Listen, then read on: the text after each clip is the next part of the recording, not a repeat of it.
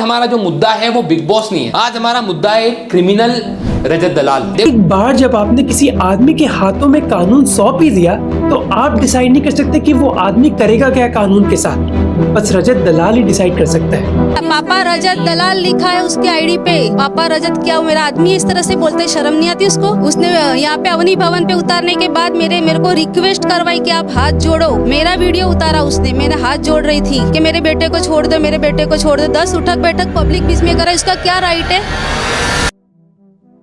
So hello guys, आज की video में हम बात करने वाले हैं रजत दलाल के बारे में, जो भाई किसी को भी मारता पीटता है, किसी को भी गाड़ी से उड़ा देता है एंड किसी 18-20 साल के लड़के को किडनैप करता है और उसके बाद उसके मुंह पर गोबर लगाता है और उसके ऊपर यूरिनेट करता है और उससे अपना टॉयलेट साफ करवाता है। तो आइए पहले थोड़ा बहुत रजत दलाल के बारे में जानते हैं। भैन के टके जो कहते हाथ दे देंगे, उड़ जाके आंगली घुमाई जाता। तो रजत दलाल जो है उन्हें हर चीज ही बुद्धू लगती है। तू कौन सी स्ट्रीम से?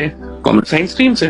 कॉमर्स। अरे बहन, यहाँ पर पॉइंट ये नहीं है कि रजत को कॉमर्स वालों से प्रॉब्लम है, रजत को हर चीज से प्रॉब्लम है। कभी मैकडी जाएगा तो उनसे लड़ लेगा। कह रहा है जो ब्लॉग बनाया था उसको डिलीट कर दो। परमिशन नहीं है किसकी? वैसे तो आप मेरे भाई हो, पर मैकडी की हम तो ये बनाएंगे। आप तो मेरे भाई हो। परमिशन कहाँ लिखा है? लिखा कहाँ है? देखो, आप मेरे भाई हो, उसमें कोई दो राय नहीं है, पर लिखा कहाँ पे? अरे मेरा फोन, मेरा कैमरा, हम बनाएंगे। एंड ये मीम बहुत ज्यादा वायरल भी हो गई थी, लेकिन क्या किसी ने सोचा जो एमसीडी वाले लोगों का इसने वीडियो बनाया वो सिर्फ वहाँ पर काम कर रहे थे एंड इन लोगों का कसूर क्या था? वो तो सिर्फ 15-20 हजार रुपए के लिए पूरा दिन वहाँ पर मेहनत करते हैं। अलग अलग लोग आ रहे हैं, इन्हें पूरा दिन डिजर्व करना है। तो इन लोगों का क्या कसूर था कि रात में कोई भी बंदा आ जाए और इनको गाली बक के चला जाए? मेरे को तुम लोग ही बताओ, क्या ये कंटेंट था? नहीं। उन लोगों को परेशान करना फनी था? नहीं। और ये गाली देना, जबरदस्ती ब्लॉग बनाना, क्या ये सही था? नहीं। लेकिन मजे की बात तो ये है, बहुत सारे मीम पेजेस और इन्फ्लुएंसर इस बंदे को सपोर्ट कर रहे हैं। और अगर आप रजत दलाल का कंटेंट देखेंगे तो उनका कंटेंट सिर्फ लोगों को परेशान करना है और कुछ नहीं। और इससे बेकार बात ये है कि जब भी उसे लोग सपोर्ट कर रहे हैं and he is a living example of psychopath. And जब रजत दलाल की सिंघा से कंट्रोवर्सी होती है तो रजत दलाल उसको मारने के लिए उसके जिम पहुंच जाता है। रजत दलाल मेरे जिम आ चुका है, 20 लड़के लेके।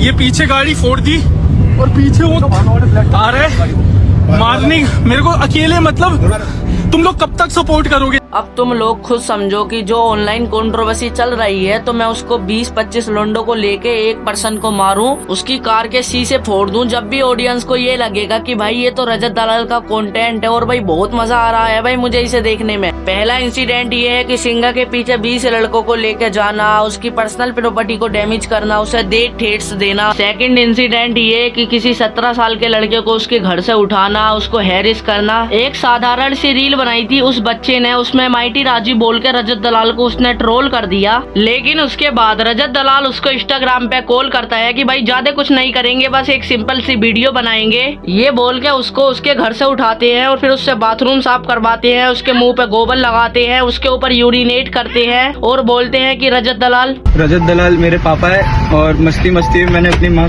पाली। एंड यहाँ तक कि रजत दलाल ने उसके मम्मी पापा को तक हैरिस किया। के आसपास उसने इंस्टाग्राम पे फोन किया, बहुत प्यार से उसने बात की, इस तरह से बात की ना कि जैसे उसको भनक ही नहीं लगी कि ये बंदा क्या चाहता है अंदर से। उसको बिल्कुल पता नहीं चला। बेटा बेटा करके उसको फोन किया पहले, बोले तू कहाँ है, बोले तूने क्या वीडियो में क्या कमेंट डाला है, बोले क्या भैया, वो रिस्पेक्ट से बोल रहा था, भैया क्या, बोले जो कमेंट डाला है वो, बोले भैया अगर आपको बुरा लगी है कमेंट में कुछ ऐसा लगा है तो मैं उसको पहले डिलीट कर दी। पापा रजत दलाल लिखा है उसके आईडी पे। पापा रजत क्या मेरा आदमी इस तरह से बोलता है, शर्म नहीं आती उसको?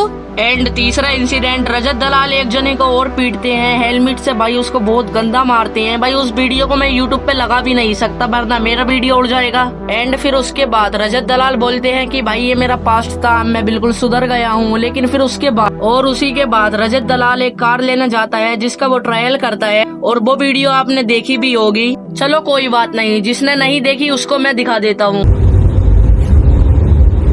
क्योंकि इस टाइम वही रास्ता खाली मिलेगा, बाकी वरना ऑफिस है। ये भैया टेस्ट ड्राइव की कार चल रही है यहाँ पे, तुम लोग देख रहे हो, ठीक है। ऑलरेडी 100 क्रॉस कर चुकी है।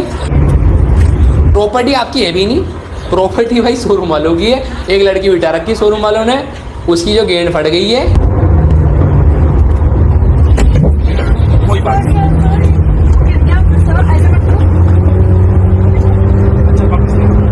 गिर गया कोई बात नहीं। एंड फिर उसके बाद रजत दलाल बोलते हैं कि भाई कोई बात नहीं, गिर गया तो कोई बात नहीं, क्योंकि भाई मेरा तो काम ये है, किसी को किडनैप करके मार दूंगा, किसी के ऊपर यूरिनेट कर दूंगा भाई, किसी को हेलमेट से इतना गंदा मारूंगा, किसी को उड़ा दूंगा भाई, कोई दिक्कत थोड़ी है इसमें। एंड इन सब के चलते भी रजत दलाल को बिग बॉस में बुलाया गया और रजत दलाल का इंट्रोडक्शन कुछ ऐसा था। जब आपने देश के लिए इतने मेडल जीते हैं तब कोई नहीं जानता था, लेकिन जैसे आपकी कंट्रोवर्सी स्टार्ट हुई है आपका नाम होना शुरू हो गया। सर मेरे को ऐसा लगता है जो नॉर्मल ऑडियंस है उनको कलेश पसंद है, लड़ाइयाँ पसंद है, तो जब उस साइड की चीजें डली ना तो बहुत सारे लोगों ने एंड बिग बॉस में रजत दलाल को इंट्रोड्यूस कुछ ऐसा करवाया गया कि भाई इसने तो 14 मेडल जीते हैं देश के लिए।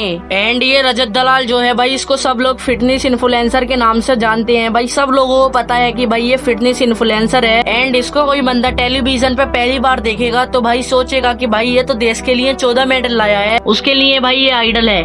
एंड मेरे मन में एक सवाल है, जब भाई इसने 14 मेडल जीते जब तो नहीं बुलाया गया इसको, एंड बुलाया तो आपने इसकी कंट्रोवर्सी के बाद ही, जब ये भाई एक क्रिमिनल बन गया जब ही बुलाया नहीं भाई आपने इसको। एंड अब आप एक बात सोच के मुझको कमेंट सेक्शन में जरूर बताना कि भाई एक बंदा है जिसने भाई देश के लिए मेडल भी जीता है और भाई इसने एक मर्डर भी किया है, तो आप उससे क्या कहना चाहोगे। एंड रजत दलाल भाई एक क्रिमिनल है भाई, जो किसी भी इंसान को सोच समझ के मारता है और भाई अपने पैसे के दम पे जेल से बेल भी करवा लेता है। तो मैं इस चीज का आपको प्रूफ कर देता हूँ। अगर मेरी रेज है मैं उसे पावर लिफ्टिंग में निकाल रहा हूँ उस वेल एंड गुड, अगर कहीं गलत जगह निकली तो मैं जेल में हूँ। अगर मैं शूटिंग कर रहा हूँ मेरे को मेरे निशाने हैं पार्ट है, मैं 15 मीटर तक ना बोतल के ऊपर का ढक्कन उड़ा दूँ बहुत प्यार से। मैंने कभी मेरे अंदर की चीजें किसी को दिखाई नहीं। अगर दिमाग सही हिसाब से तेज चल रहा है ना, अगर वो गलत डायरेक्शन में चेंज चल गया, लाइफ की डायरेक्शन ही अलग हो। अगर कल को मान लो मेरा दिमाग बहुत अलग चलने लग गया कि मेरे को किसी से बदला लिया, मैं बैंड चौंक 250 की स्पीड पे बाइक पे, नंबर प्लेट हो ना 30-40 मीटर से बंदा उड़ाया पार,